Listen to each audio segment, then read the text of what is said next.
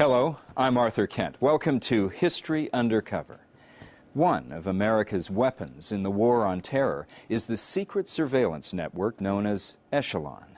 It was through Echelon that American agents were able to monitor cell phone calls by suspected terrorists in Pakistan and then arrest a top-ranking member of Al-Qaeda in early 2003.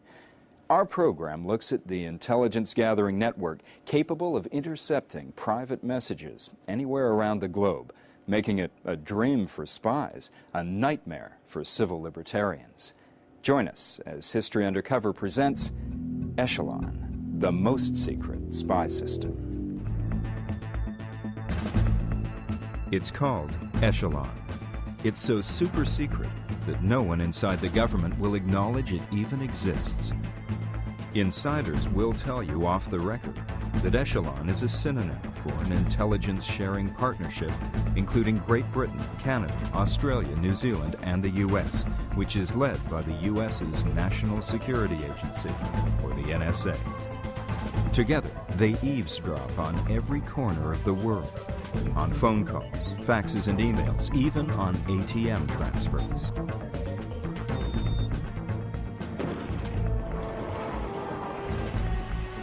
In 2003, on the eve of the war in Iraq, Secretary of State Colin Powell opened a small window into the world of Echelon when he went before the UN to reveal some of its secrets.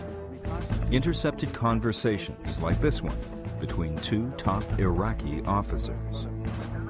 Remove the expression, I got it. Nerve agents, wherever it comes up, got it, wherever it comes up. Because the senior officer is concerned that somebody might be listening. Well, somebody was. Powell was attempting to demonstrate that the Iraqi government was hiding chemical weapons. But at the same time, it was an unprecedented public admission that the United States was listening in on the Iraqi military. It's likely that the intercepts Powell quoted originally came to the U.S. through Echelon. In this case, from a British listening post, particularly well situated to pick up intercepts from the Middle East. Echelon grew out of World War II. During World War II, the United States and Britain and Australia and the other allies all cooperated together to eavesdrop on Japan, Germany, the other enemies at the time, and to exchange information on code breaking. That was very successful. The United States broke the extremely difficult Japanese code called Purple, and the British, with U.S. help, broke the German code, Enigma. So after World War II, there was a desire to keep that expertise and that capability. The relationship was formalized in the United States-United Kingdom Agreement, or UK-USA, signed in 1948.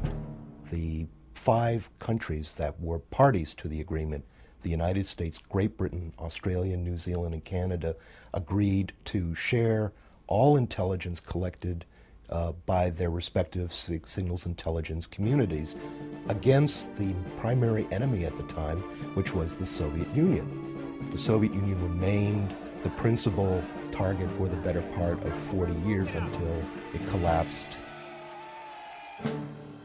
The 5 countries have gotten together at least once a year to decide on the targets they want to focus on.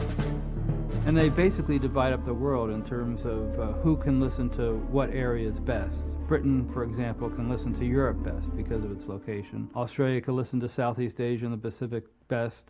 Canada can listen to information coming over the poles, for example.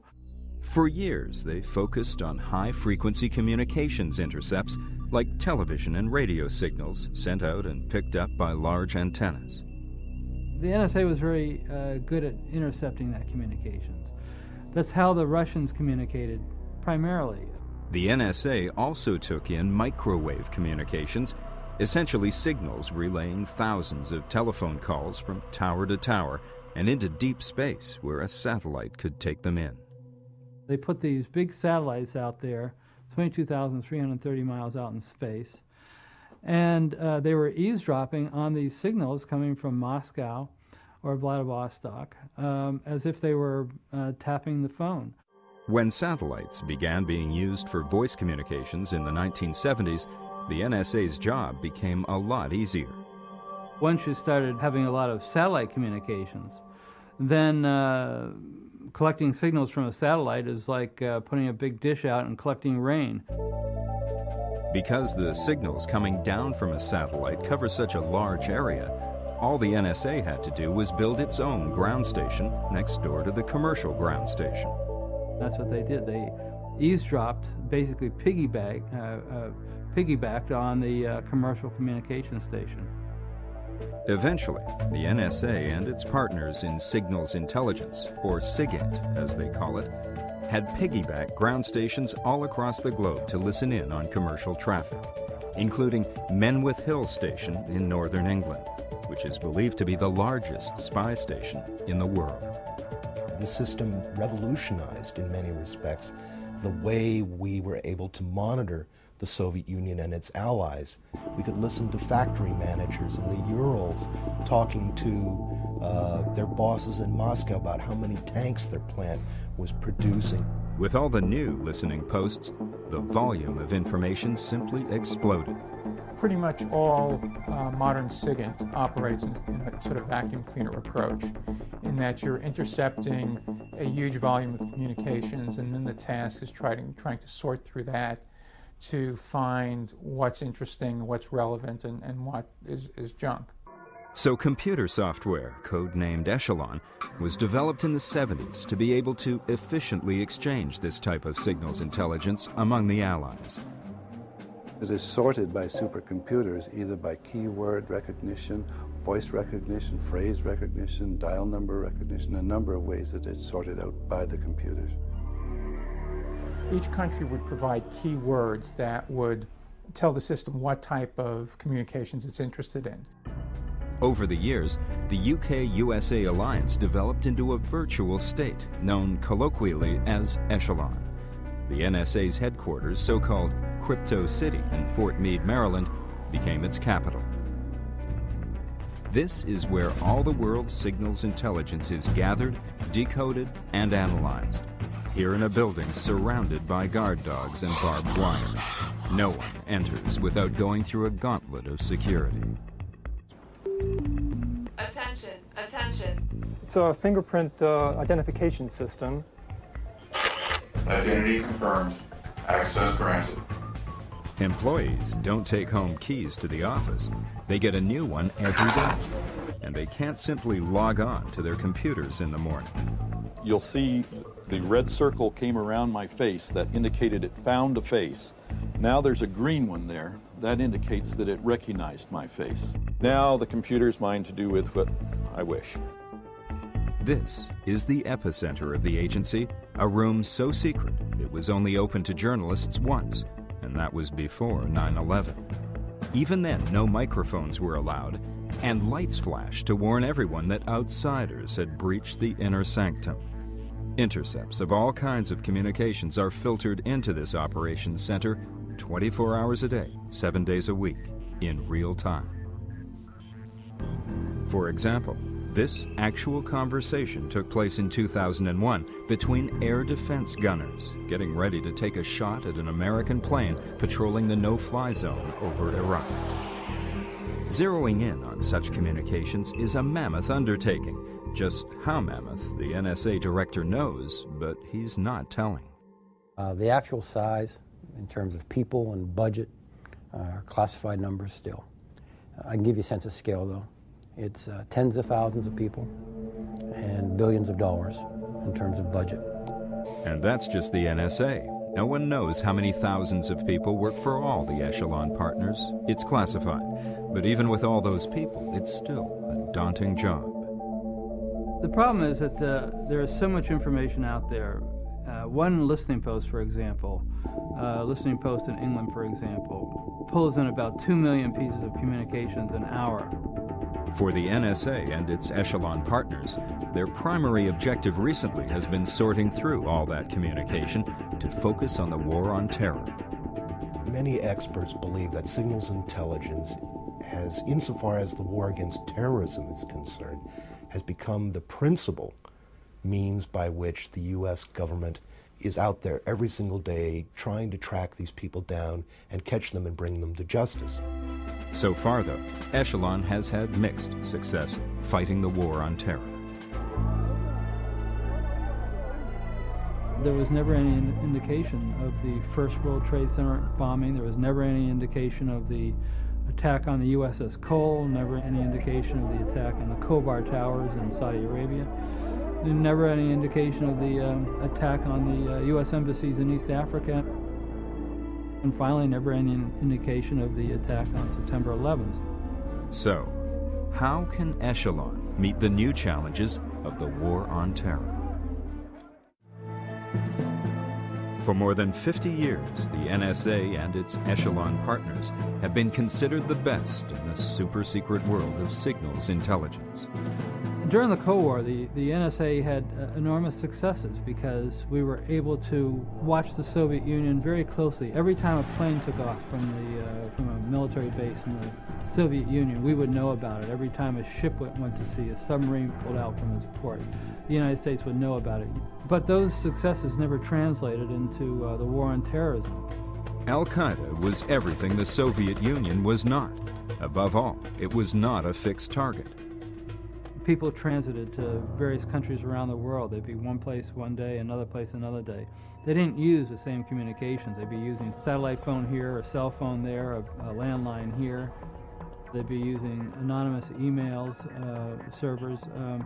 So all of a sudden, life got very, very difficult for NSA.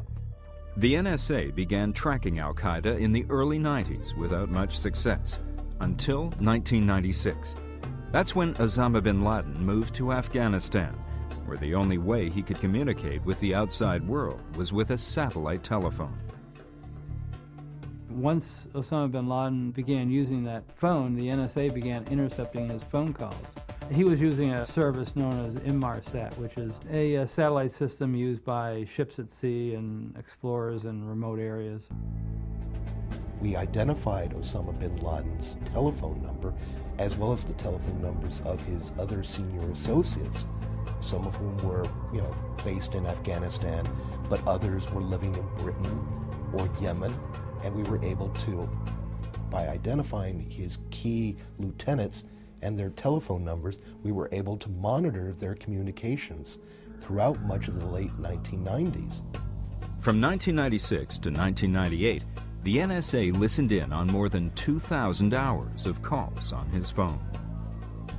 During the 2 years that we monitored Osama bin Laden's satellite telephone communications, we used those intercepts and the intercepts of other Al-Qaeda leaders to foil a number of terrorist attacks overseas. According to AID, in 1998 alone, these conversations revealed and foiled plans for a commercial airline hijacking and 7 attacks on American diplomatic and military targets, including one on the American forces stationed at Prince Sultan Air Force Base in Saudi Arabia.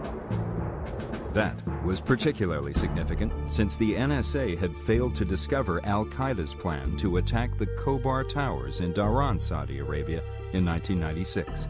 19 American soldiers were killed.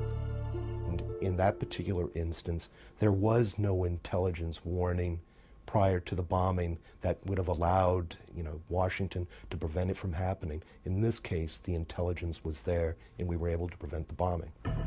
In August 1998, the NSA and its Echelon partners were again caught by surprise when truck bombs blew up at the American embassies in Kenya and Tanzania, killing 224 people.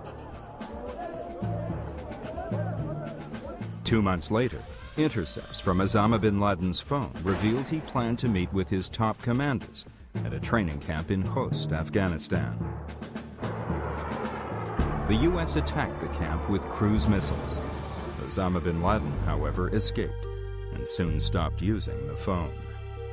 Some people speculated that he stopped using the phone because he realized that the phone not only transmits information or transmits phone calls, it also transmits a signal that could be used for targeting cruise missiles. 2 years later, Al-Qaeda attacked the USS Cole in Yemen, killing 17 Americans. When the Cole disaster took place. I had brought to my desk in this office every stitch of NSA reporting that could in any way be related to this. And I went through it report by report. The NSA hadn't missed anything on the Cole, Hayden says. The warnings just weren't there. I can't guarantee you, in fact, I would refuse to guarantee you, that even if we are at the top of our game, that ill things won't happen to Americans. In the summer before 9/11, there were more than 30 separate intercepts suggesting pending strikes on American targets. And the people whose communications were intercepted were purposely talking in a vague way, referring to specific aspects of the operations with phrases such as, "the refrigerator will be delivered tomorrow," which is an actual phrase from an intercept. on the assumption that they would be overheard, and that when they were overheard, it wouldn't be of any great use to the people who were eavesdropping on them. And they were right. But on the day before 9/11, two key messages came in. The match begins tomorrow, and tomorrow is 0 hour. You have to understand, though, that these two oblique phrases, in hindsight, we now know referred to the 9/11 attacks, but in the context of the much larger conversation in which they were buried, it wasn't clear at all whether they referred to an operation in Europe or in Asia or the Middle East or the United States. It's very difficult to take information like this out of context and determine that tomorrow is when they're going to blow up the World Trade Center. When news reports revealed just how much the NSA and its partners had heard, bin Laden and his followers began to operate with more caution and shrewdness. One of the people associated with him was using a satellite phone or a cell phone, and the U.S. was monitoring that, and that's why they were closing in on bin Laden at that point up in Tora Bora. It was in December 2001 that bin Laden was hiding out in the caves of Tora Bora, Afghanistan. Bin Laden and the person who had the satellite phone decided that the person who had the satellite phone would go one way and bin Laden would go another way.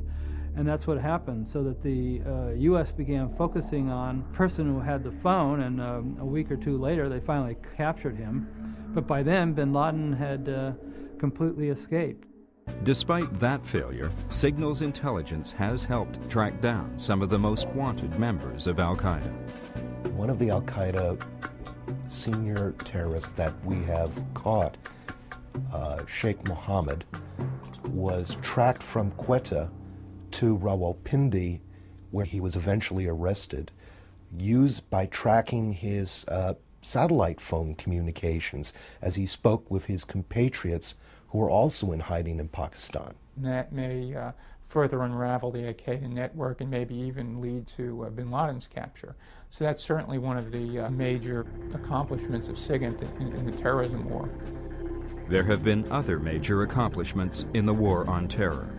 In 1999, the so-called Millennium Plot to bomb Los Angeles International Airport was foiled because of Echelon's signals intelligence. We were able to catch the bomber at the U.S.-Canadian border, and thanks to signals intelligence provided by our Canadian compatriots, we were able to prove that the individual in question was not just a tourist, as he claimed, with a trunk mysteriously loaded with high explosives.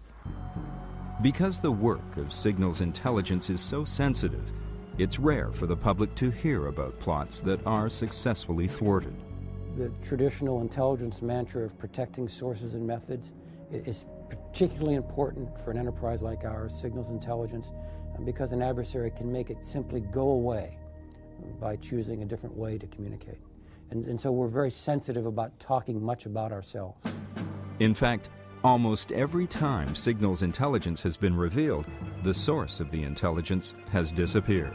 For example, after the bombing of a discotheque in Berlin in 1986, Echelon immediately zeroed in on a suspect, Libya.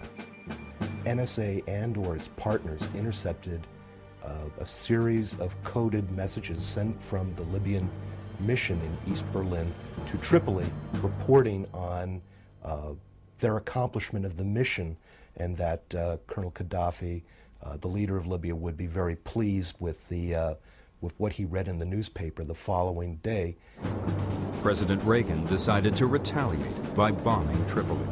The evidence is now conclusive that the terrorist bombing of La Belle Discotheque was planned and executed under the direct orders of the Libyan regime.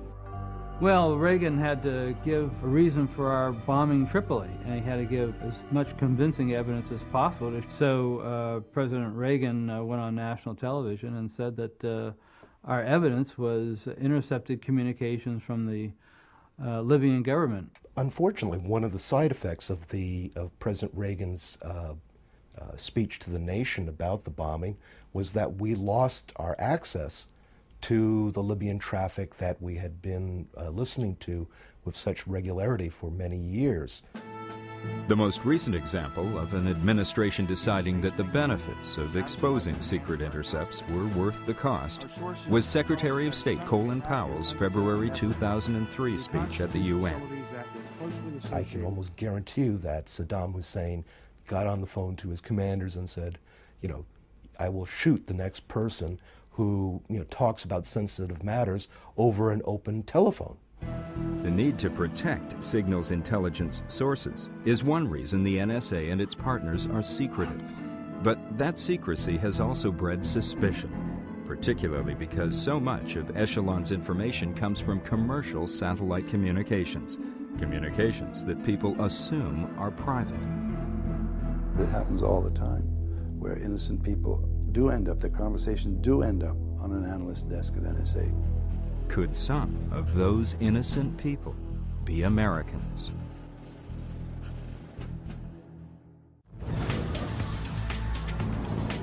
Today's technology, including supercomputers and satellite communications, has enabled Echelon to become a spy superpower with what many believe are frightening capabilities. The entire world, the whole planet, covers everything. Echelon covers everything that's radiated worldwide at any given instant.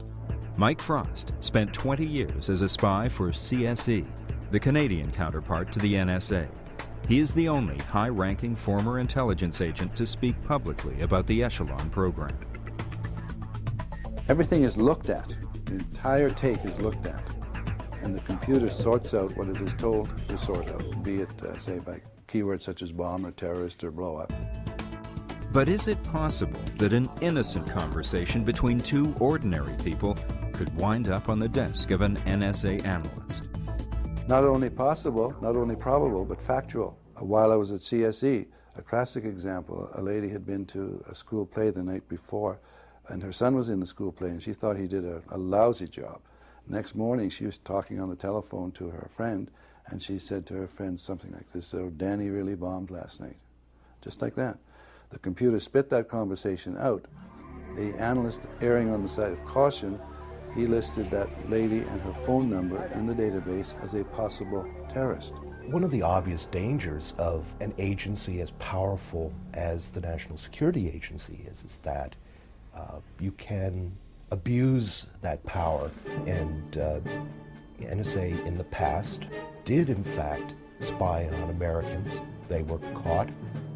The agency recorded conversations of civil rights leaders like Martin Luther King in the 60s.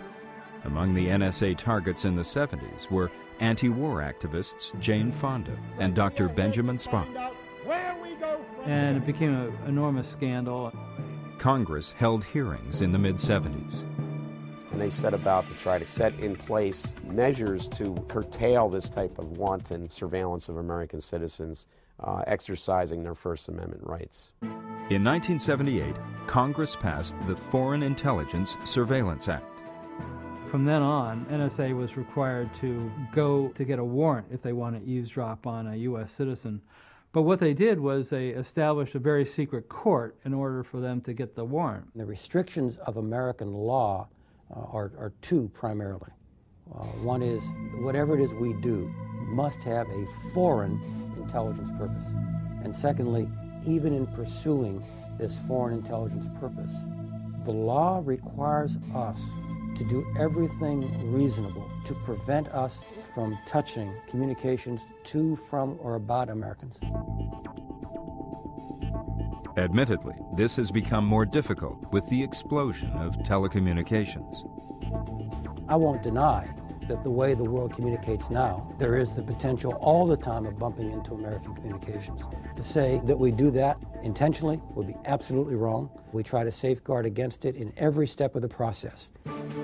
The NSA is required to delete all references to unauthorized American eavesdropping in reports to their customers, who include the FBI, CIA, and the White House. If we're collecting against a person we believe to be a foreign target and turns out to be an American person, that is someone who is protected by the Fourth Amendment, we have to stop. I mean, turn it off. That is no longer a legitimate target. I have every reason to believe that NSA has not spied on Americans since 1975. Part of the reason is with the world's telecommunications systems growing so rapidly, NSA doesn't have the resources to spy on its targets overseas, much less devote any resources to spying on Americans.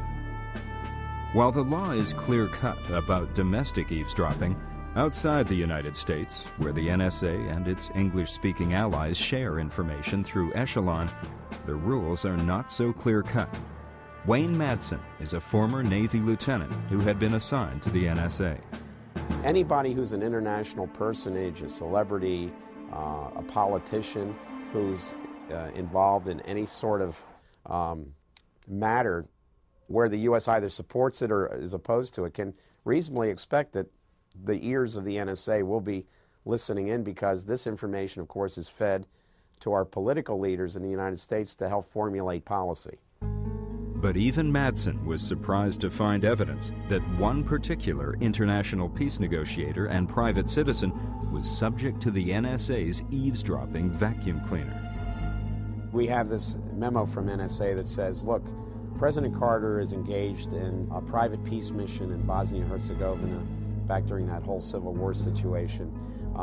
It re-emphasizes that President Carter is not an official envoy of the United States. And I think the most bothersome aspect of that is if a former president of the United States cannot be assured of privacy, who can? While the NSA shares information with its Echelon partners, Hayden says, they never use or abuse the relationship to get around the law. By executive order, it is illegal for us to ask others to do what we cannot do ourselves, and we don't do it. Former Canadian spy Mike Frost, however, says it happens all the time. Sounds like the world of fiction. It's not. Not the world of fiction. That's the way it works. I've been there. I was trained by you guys. He remembers one time Canada helped the UK. But I do have first-hand experience where CSE did some dirty work for Margaret Thatcher when she was Prime Minister. At the time, she had two ministers that she said, quote, they weren't on side, unquote. And she wanted to find out not what these ministers were saying, but what they were thinking. So, yes, we did intercept traffic from these two ministers. The British Parliament now have total deniability. They didn't do anything. They know nothing about it. Of course they didn't do anything. We did it for them. One of the few people to acknowledge that they have listened to conversations on the Echelon system is Margaret Newsham, who worked at Menwith Hill in England back in 1979. I walked into the ops building and a friend said, come over here and listen to this thing. And he had headphones on, so I took the headphones and I listened to it. And I looked at him and I'm going, that's an American. And he said, well, yeah. And I said, well, who is that? And he said it was Senator Strom Thurmond. Porter Goss, chairman of the congressional committee that oversees the NSA, believes that overhearing a conversation is one thing, doing something about it is another. It is certainly possible that somebody overheard me in a conversation. I have just been in Europe. I have been talking to people on a telephone and elsewhere, and it's very possible. Somebody could have heard me, but the question is, what do they do about it? I mean, I cannot stop the dust in the ether. It's there. But what I can make sure is that it's not abused, the capability is not abused, and that's what we do. His committee launched an investigation into Echelon in the late 90s, when a number of newspaper articles appeared claiming that the vast spy system was invading people's privacy. At first, the NSA refused to cooperate. One of the counsels of the NSA said, well, we don't think we need to share this information with the Oversight Committee. And we said, well, we're sorry about that. We do have the oversight, and you will share the information with us. And they did. But only after Goss threatened to cut the NSA budget. Still, Goss's committee concluded the NSA was observing the law and filtering out unauthorized intercepts that came in through the Echelon spy system. We do have methods for that, and I am relatively sure that those procedures are working very well. After the investigation, the uproar over Echelon in the U.S. died down. In Europe, however, the furor was just beginning. When word of the Echelon system first came to light in the European press in the mid-90s, the European Parliament appointed a commission to study the issue.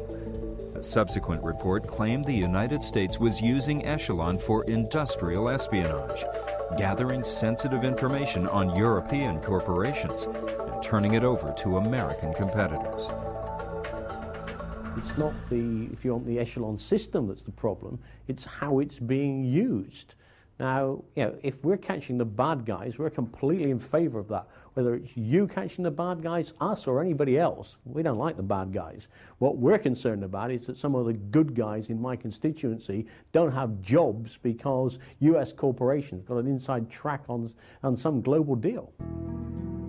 For example, the report alleged that the NSA lifted all the faxes and phone calls between the European aircraft manufacturer Airbus and Saudi Arabian Airlines, and that the information helped two American companies, Boeing and McDonnell Douglas, win a $6 billion contract.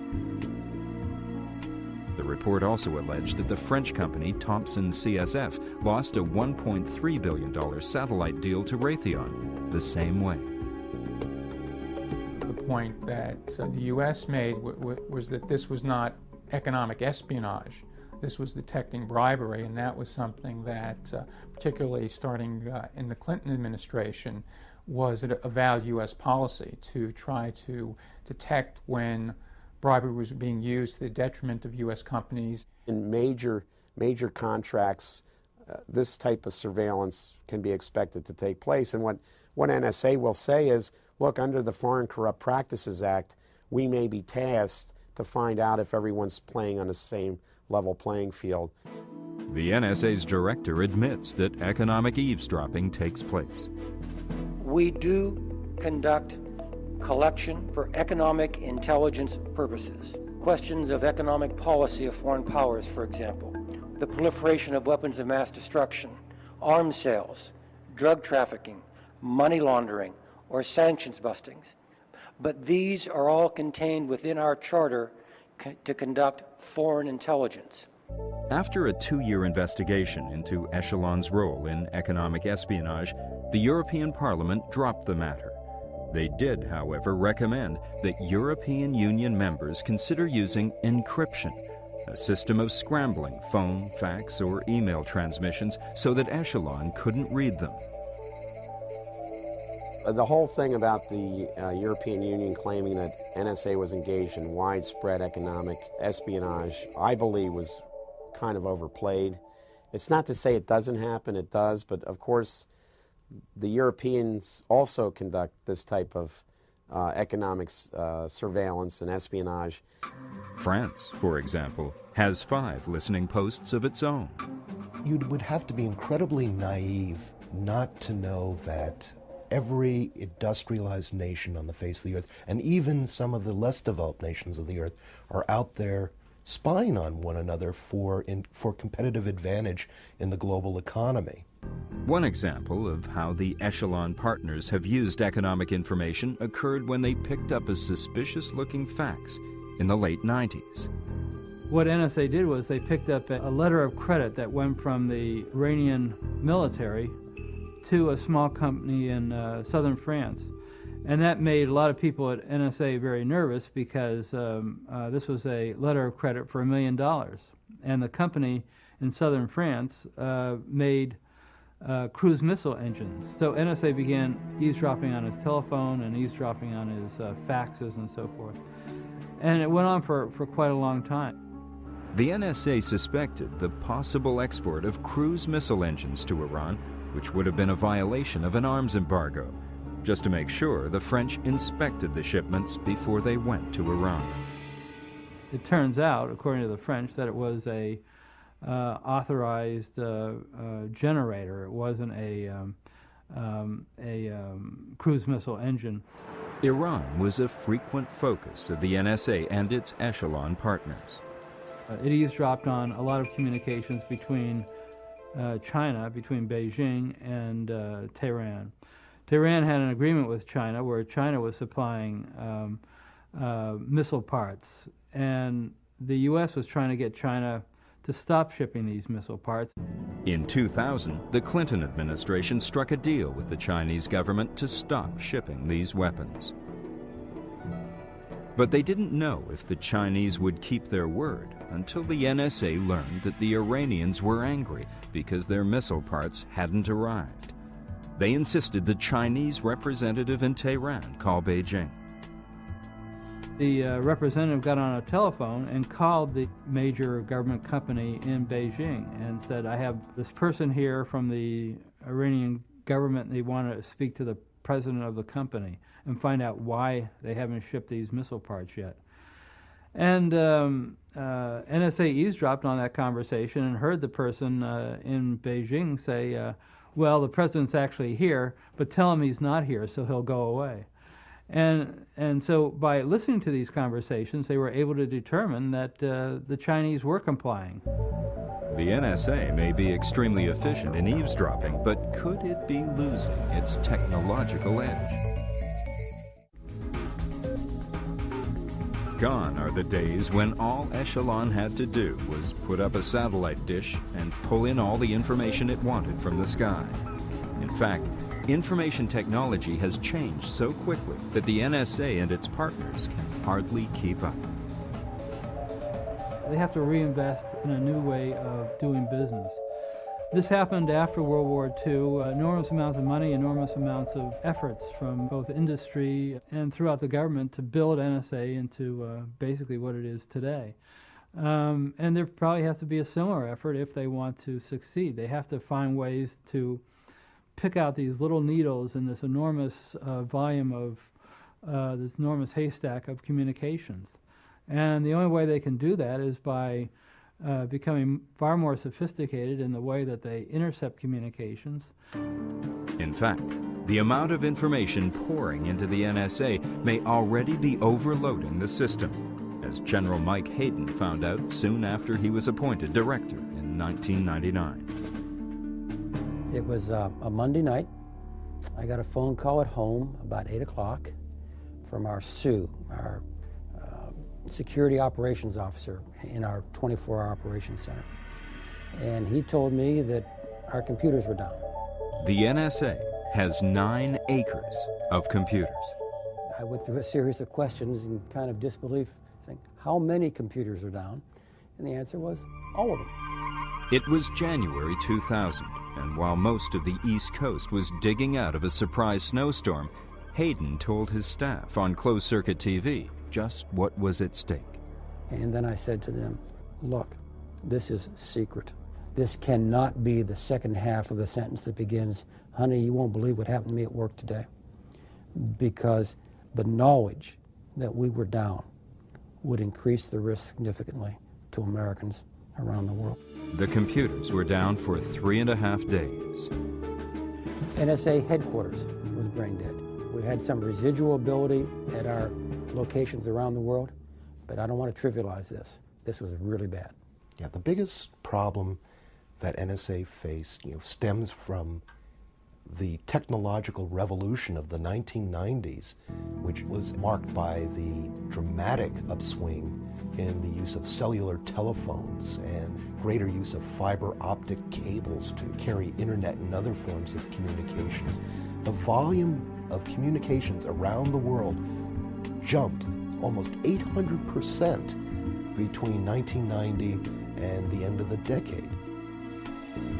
And that means that NSA has a much larger set of communications to sort through, and it has to come up ways to either more discreetly target what it wants to know, or what communications links it really wants, or it has to come up with a much better way of processing the information it collects. And how well they're doing that is something that's very hard to say from the outside. We're behind the curve in keeping up with the global telecommunications revolution. Yes, we are. And that's the challenge we have. The spy network was conceived, after all, as a response to a far different kind of war. In a previous world order, our primary adversary was the Soviet Union, an oligarchic, slow-moving nation-state.